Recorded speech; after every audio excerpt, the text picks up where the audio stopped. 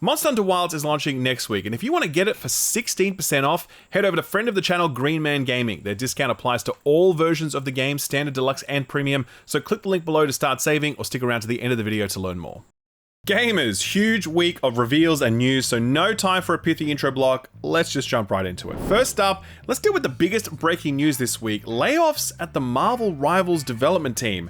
Now, at this point, you may be thinking, wait a second, I thought Marvel Rivals was successful. Well, you, my friend, are wrong. Marvel Rivals isn't successful. It's a goddamn gangbusters breakout smash hit, the likes of which comes along once in a generation. This game is so disgustingly popular that just the character reveal trailer for The Thing got 2.3 million views in 16 hours. This game has peaked at over 600,000 concurrent players on Steam, and it still peaks at around 300,000 concurrent players every single day, and that's just on Steam. This game is the textbook definition of successful, so when word came down that some of the dev team who helped make it have been laid off, people were very confused.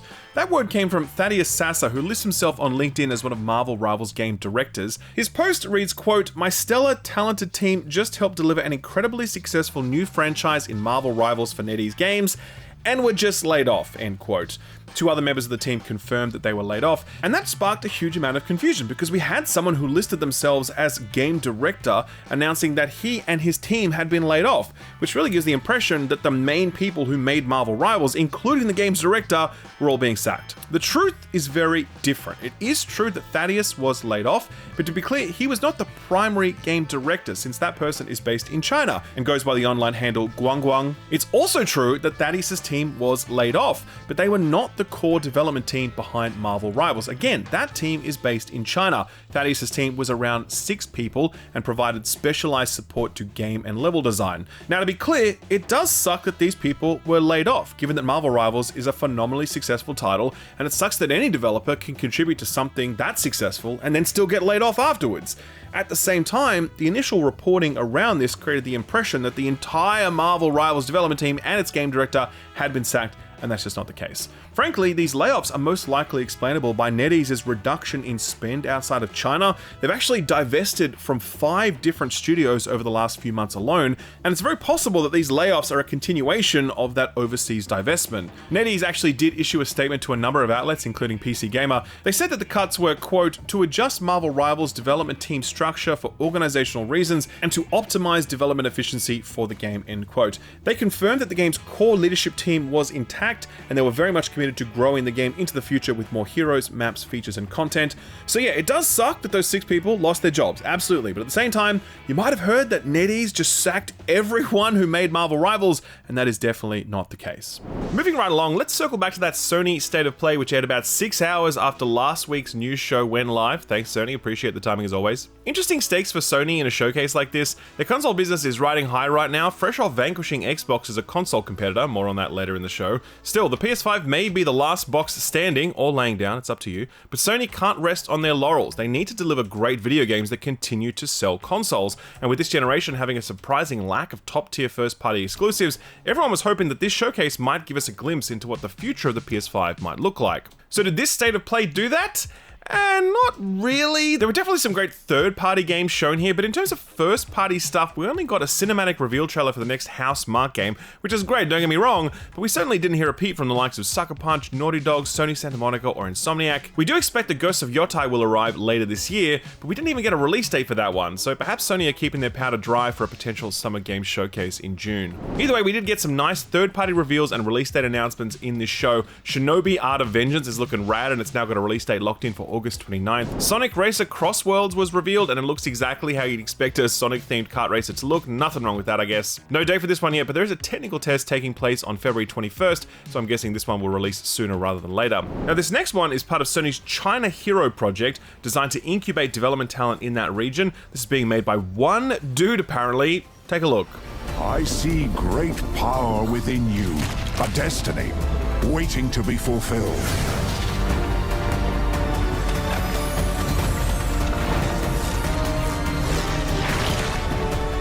Let me be your vengeance, the blade in your hand.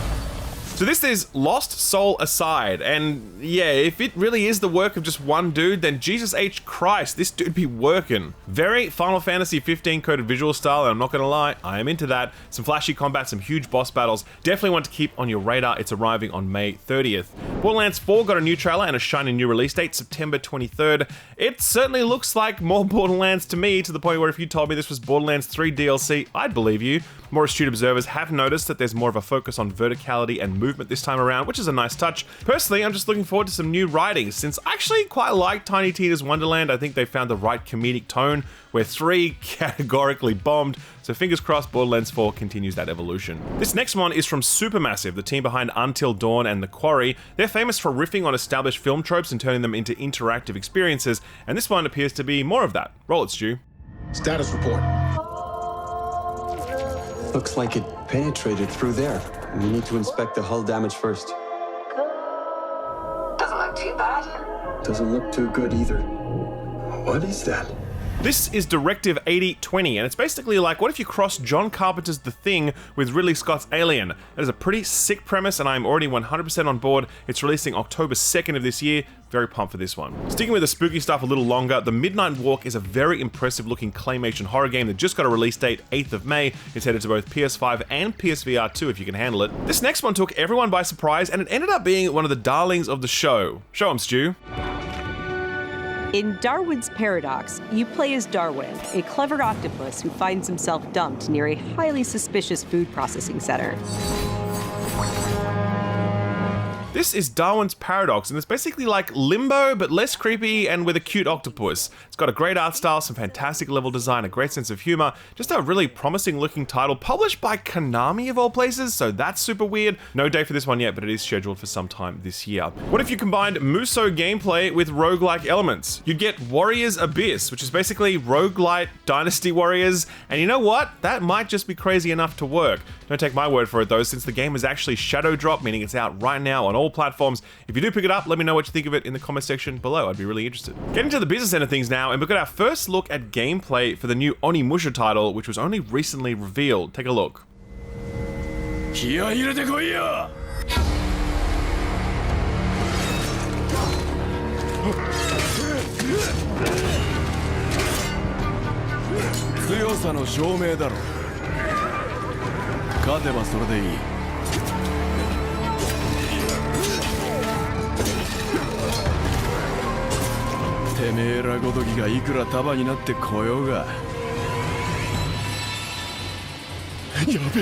So this is Onimusha Way of the Sword, and if you played Onimusha back in the day, you'll notice that this is a lot more actiony than the more survival horror style gameplay of yesteryear. Still, I'm into this. I think it looks cool, and I'm just glad they're bringing back Onimusha, man, so I'll settle for almost anything. Metal Gear Solid 3 Delta's leaked release date announcement was confirmed. It is arriving on August 28th, just a few days before Hell Is Us, a very promising looking sci-fi melee action game featuring the voice of none other than Elias Tufexis, aka Adam Jensen.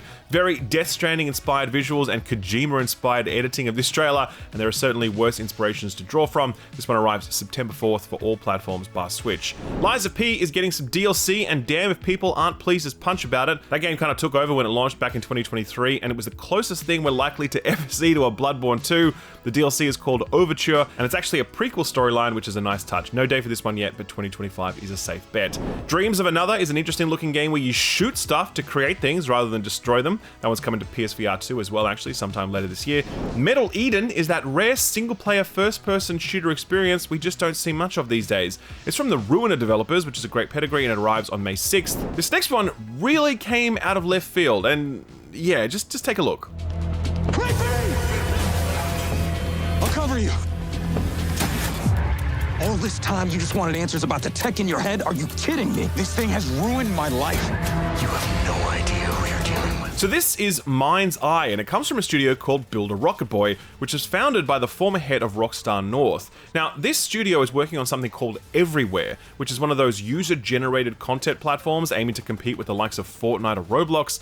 Mind's Eye appears to be a bit of a showcase for what that platform can create, since apparently this game was made in Everywhere, and it looks pretty damn cool, so that's impressive. Some real throwback vibes to an era when we'd still get these cinematic Max Payne 3 Quantum Break style action games. Looks really interesting, and it's out mid this year. Perhaps the most hyped reveal trailer of the entire showcase was this next one. Roll it, Stu. But wishes come at a price. To pursue one's wishes is to court one's doom.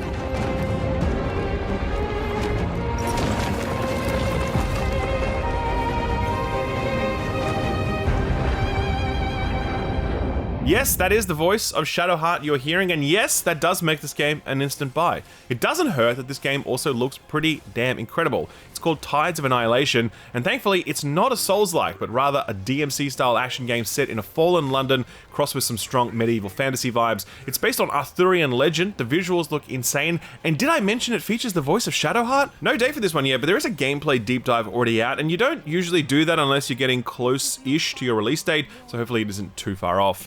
2 Sony releases to go. The first is a remaster. That's right. The rumored Days Gone remaster is real. And you know what?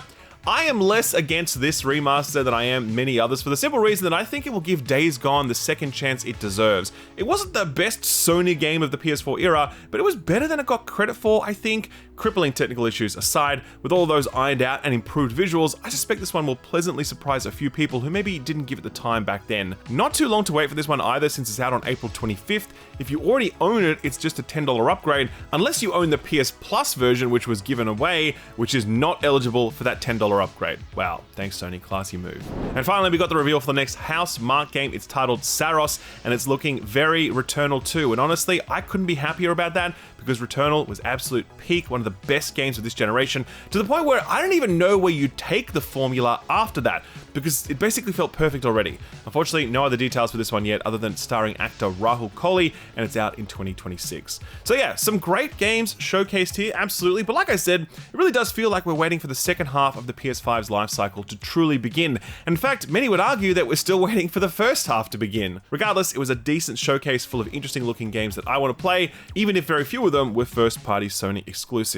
The timing for this state of play was interesting because it followed a Sony earnings report that laid out in very clear terms that Sony had officially won the PlayStation v Xbox console war, vanquishing Microsoft once and for all as a contender in the dedicated hardware space. Sony reported that their video game business was growing very well indeed, up 16% year on year. Even more encouragingly for Sony shareholders, profit was up 37%, driven by network services like PS Plus and better hardware margins. Profit has been a huge challenge for Sony these past few years as their margins were squeezed to razor-thin levels, so this sort of trend is exactly what the doctor ordered. In terms of console sales, the PS5 has now shipped 75 million units, with 9.5 million units of those in the last quarter alone, making it the best ever quarter for PS5 sales. This is a particularly surprising figure given that the last quarter was absent any system-selling Sony releases, because as good as Astrobot was, I don't think people were going out to buy a new PS5 to play it. More likely, this figure is the result of the entire console purchasing population swinging in behind the de facto remaining machine,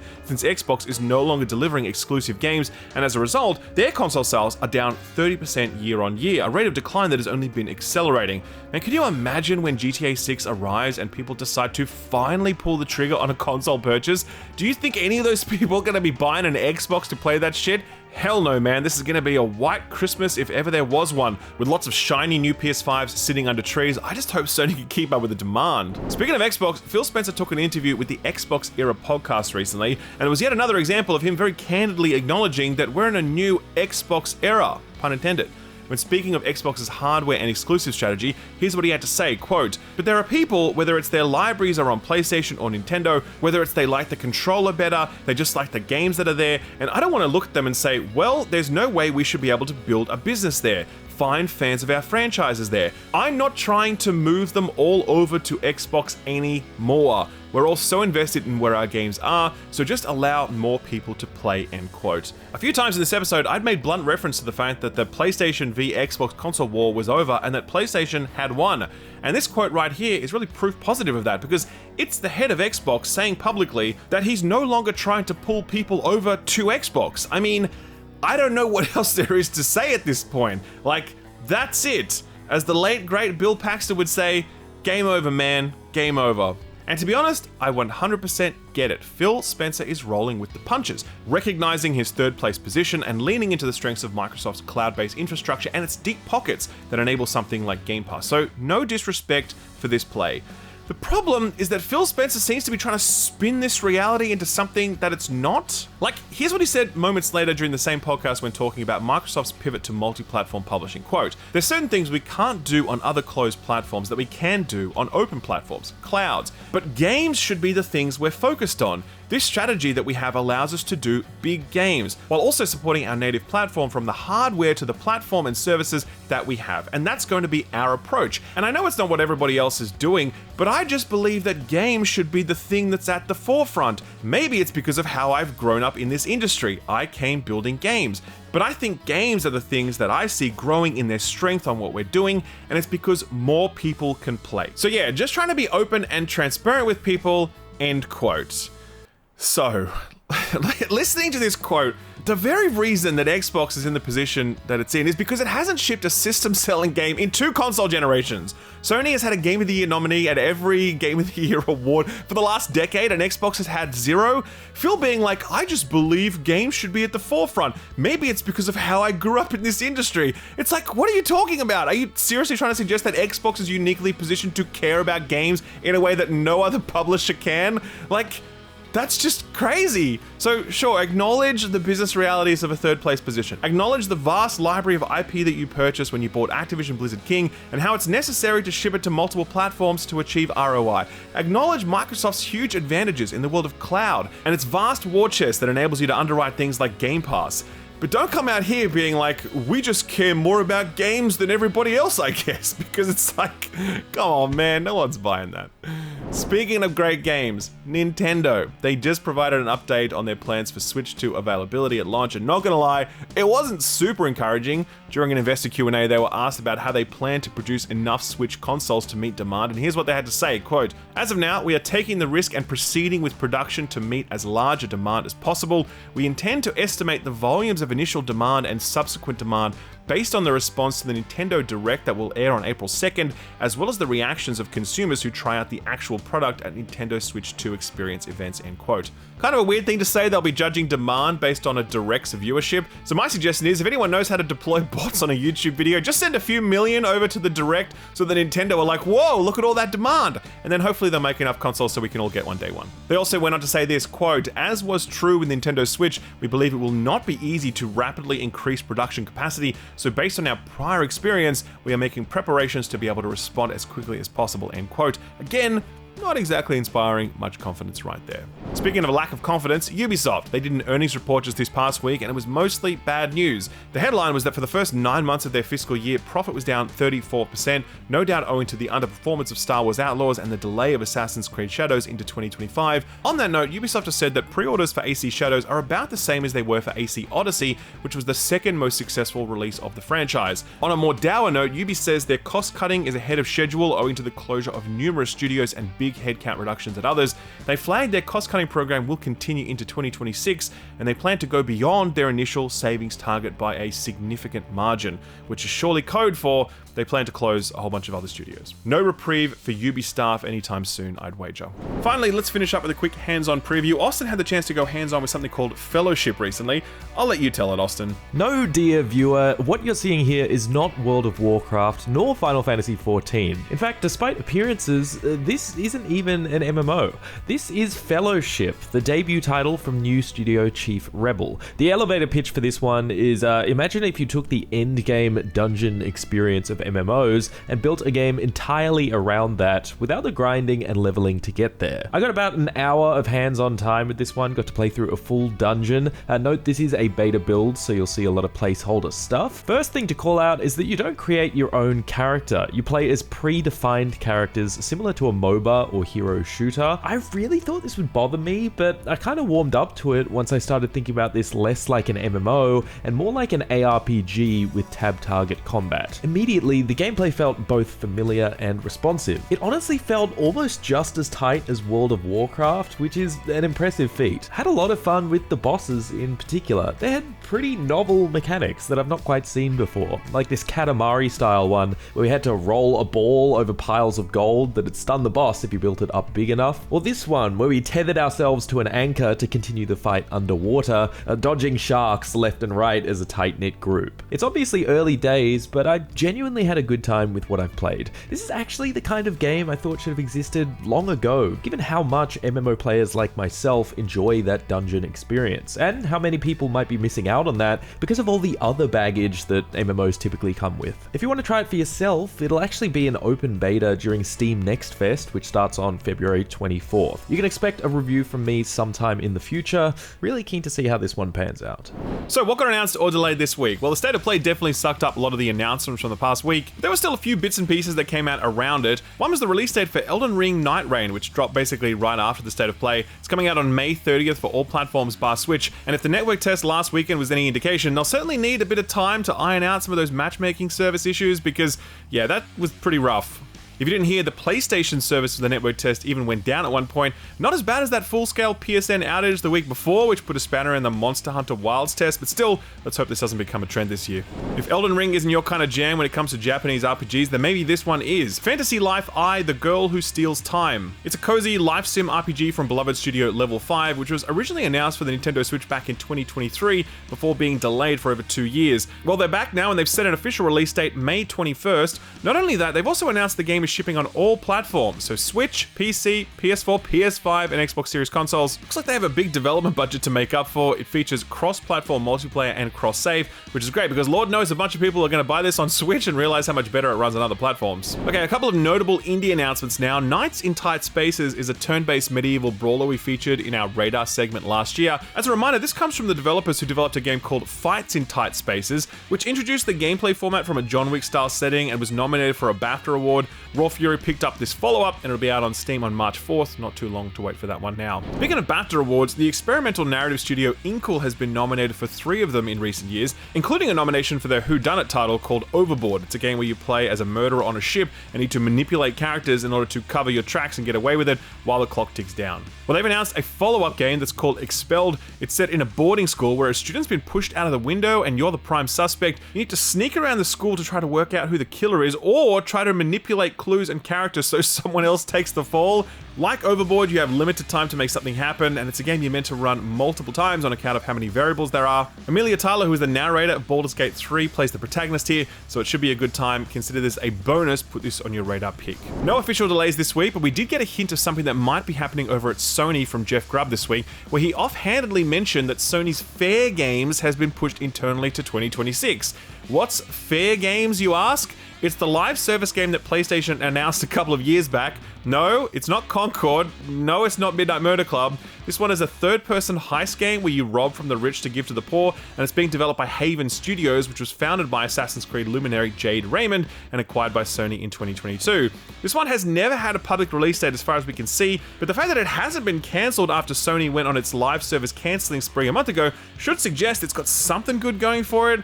But, I mean, they shipped Concord, so you just never know. And finally, a bit of a goofy cancellation this week. Final Fantasy Crystal Chronicles was a family-friendly action RPG take on Final Fantasy for the Nintendo GameCube that eventually got remastered in 2020 for mobile, Switch, and PS4. It modernized the game with overhauled visuals, online multiplayer, and best of all, an in-game cash shop. Yay! Anyway, last week, Square Enix discovered that a change in Apple's payment system had bugged in-game spending in the iOS version of the game, which basically meant that people who purchased items couldn't access them. This is a bug they say they can't completely fix, so have decided to just shut down the iOS version entirely, hand out refunds, and pretend none of this ever happened. Man, it feels like Square is canning more mobile games than it's launching these days, although they still apparently make more money from mobile than they do from their console games, so don't expect them to stop going for this stuff anytime soon. So what came out last week? Well, I hope you had a good Valentine's Day. Seemed to be a pretty good one for all the games that released that week, which are all sitting at a reasonable level of reception. Let's start with Tomb Raider 4, 5, and 6 Remastered, which is the latest release from Aspyr for all consoles and PC. This one's sitting at a comfortable 71 on OpenCritic, which is a fair score, but there are some surprisingly strong reviews for what I regarded as some of the weakest mainline Tomb Raider games. Here's Eurogamer, who gave it a very generous 4 out of 5 and said, quote, "Having too many ideas and visibly struggling with the ideas you do have can make a game almost lovable with the passage of time. particularly when the worst of the controls have been ironed out, end quote. Press Start also said something similar, giving this 7.5 out of 10, saying, quote, "The truth of the matter is that these games are just not as strong as the original trilogy. Still, regardless of how you feel, it's hard to deny that Aspyr have done good work here, and these are easily the easiest and most accessible way to play some games that many ardent fans would call underappreciated or misunderstood. Just don't come out expecting them to match the heights of the original trilogy," end quote. Next up is The Legend of Heroes Trails Through Daybreak 2, which came out on PC, Switch, and PlayStation. This is the sequel to a long-running cult JRPG series,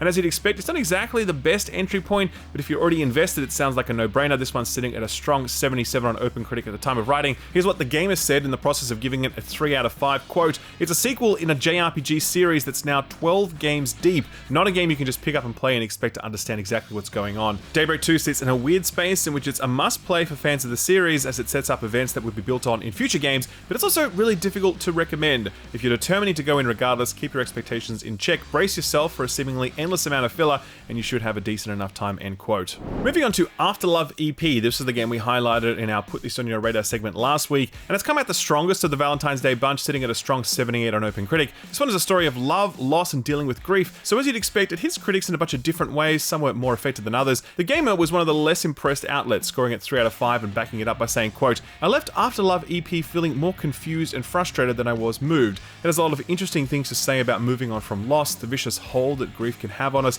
and how art and love are intertwined, and its character writing is excellent, but the whole experience felt too unfocused and directionless to say anything concrete," end quote. Well Played sat on the other side of the coin, however, with a 7.5 score, saying, quote, "A game like this will always be different things to different people, and although my experience of it showed the ambition and the execution are a little at odds, there's an admirable intent here toward that outcome. This might be a piece of art about grief from a creator that the world sadly lost before its completion, but it's got so much to say and to offer beyond that," end quote. Moving along now to this week's biggest AA release, and that's Obsidian's Avowed. If you're a regular viewer of the channel, you've no doubt already heard how I feel about this one. You can watch the review as well as the frames per second discussion about it right now. Basically, I think the world is great, the combat is great, but ultimately some weak writing and some very surface level RPG and progression systems make this one entertaining, but also shallow feeling. Which might be exactly what you're looking for, especially after something as dense as like Kingdom Come Deliverance 2, but if you're looking for a truly deep RPG experience, I think you're going to be disappointed by this one. Anyway, you've probably heard enough about what I think.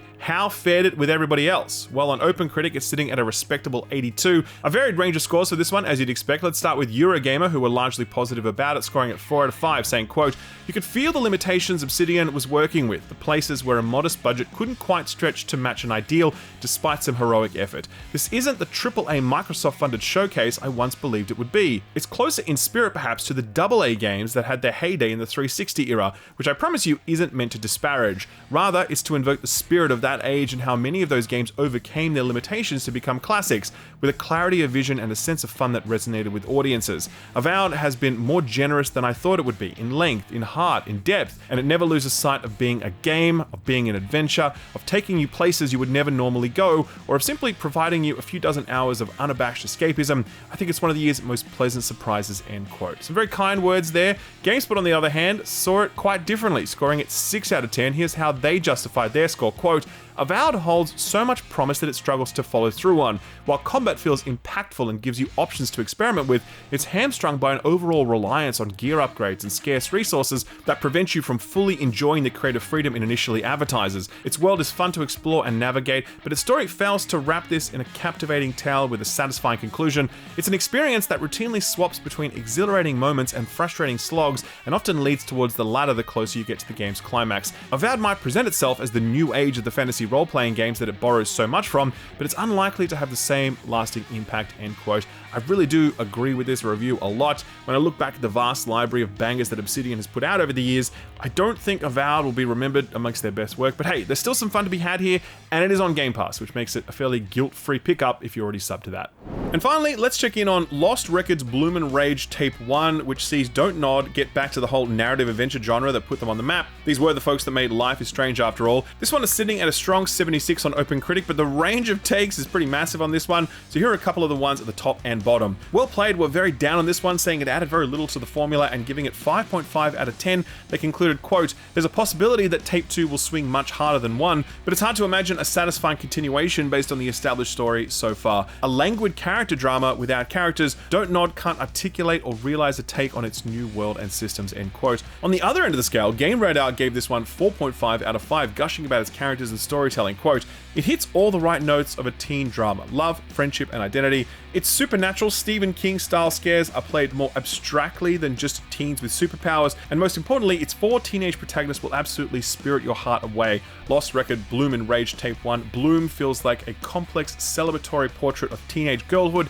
and if Don't Nod can stick the landing in Tape 2, Rage, Lost Records is said to be a dazzling return to a tried and true blueprint that shakes up the narrative genre just as much as the original Life is Strange did back in 2015. Sounds like a pretty divisive title. Thankfully, it's available as part of the PS Plus catalog this month, making it very easy to check out if you are subscribed to that. Alright, so what's coming out this week? Not a lot. We are at the edges of the Monster Hunter Wild size footprint that a lot of publishers have smartly avoided. But there is one notable game worth mentioning, and that's Like a Dragon Pirate Yakuza in Hawaii, which actually moved its release date up 1 week because of Monster Hunter. This one comes out on Friday, and it's the bonkers off-year entry in Sega's long-running gangster series.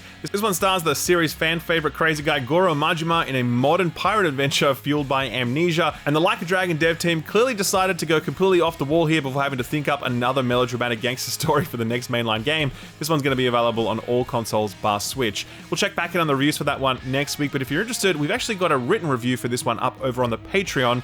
Ed reviewed this one because Ed has actually based a significant portion of his personality on Kiryu. That's how much he loves these games. That review is live right now over on our Patreon, not behind any sort of paywall, freely available to all. If you'd like to check that out, I'll leave a link to it below the like button.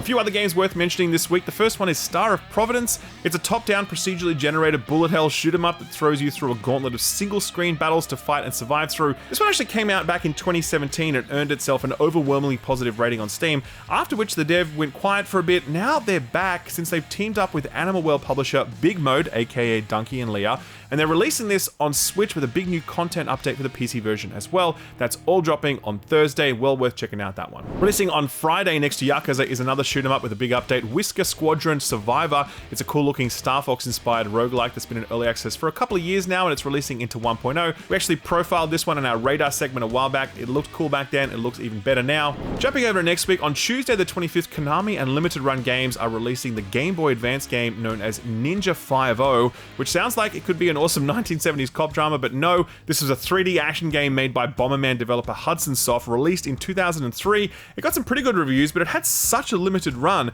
that in recent years it became one of the most expensive and sought-after Game Boy Advance games on the collector's market. Konami clearly became aware of this and said, fuck, we're not making any money off this, and teamed up with Limited Run to port the game to modern platforms. It's available digitally on PC, PS5, PS4, and Switch, and you can grab a physical version from... never mind, they're all sold out, just like the first time. Maybe that was Konami's plan all along. Since it's a quieter week on the release front, we thought we'd go back in time for a bit for our Put This On Your Radar segment, so take a look at this one.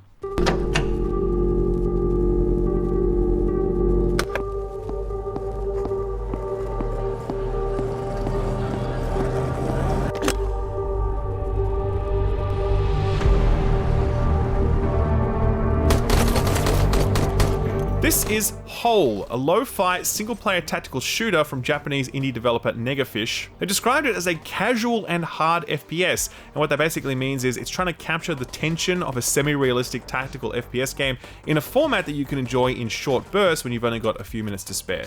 Expect dark, ominous urban environments, gun jamming, and just the right amount of weird stuff and off-putting enemies to make your heart jump, all for only $5. Only a few hundred people have played this one on Steam since its release, but it's got 95% positive reviews, so it's well worth taking a look at if you're in need of a quick fix like this. If you like the look of it, you can find it on our Steam Curator page, which has links to all of the other Put This On Your Radar stuff we've recently covered. I'll leave a link to all of that below the like button. Sort of free stuff time now, and over on the Epic Games Store, it looks like that Apex Legends Loba character was the only thing they gave away this week, but worth grabbing if you're into Apex Legends, I guess. From Friday, however, we're getting 2 games of very different flavors. One is Garden Story, a wholesome top-down action RPG and life sim where you play a grape in a world inhabited by fruits and vegetables. This one got a good reception when it released back in 2021, so take a look. Alongside Garden Story is World War Z Aftermath. A bit different, that one.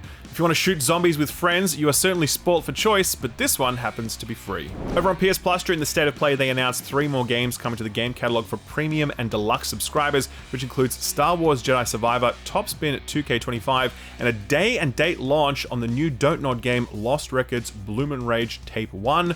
Nintendo also dripped out another solitary game for the Nintendo Switch Online expansion pack, and it's Wario Land 4 for Game Boy Advance, which I'm told is very good. And finally, Prime Gaming this week got a few notable highlights, which include a Microsoft store code for Wolfenstein Youngblood.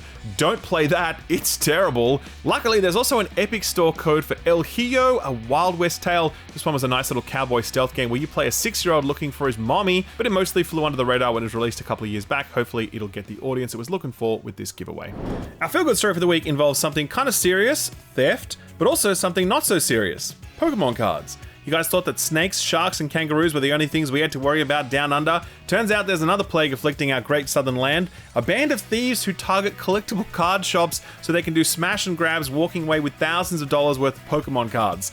The little syndicate has robbed half a dozen Melbourne-based collectible shops over the past year, but luckily their crime spree is at an end. Police apprehended the ringleaders at their residence, where they discovered approximately $50,000 worth of stolen cards, which could be a few hundred boxes, or maybe just one original Magikarp card, we don't know. Police are confident that the people they've arrested are at the epicenter of the crime spree, and that none of the major players remain on the street, so you might say the cops caught them all.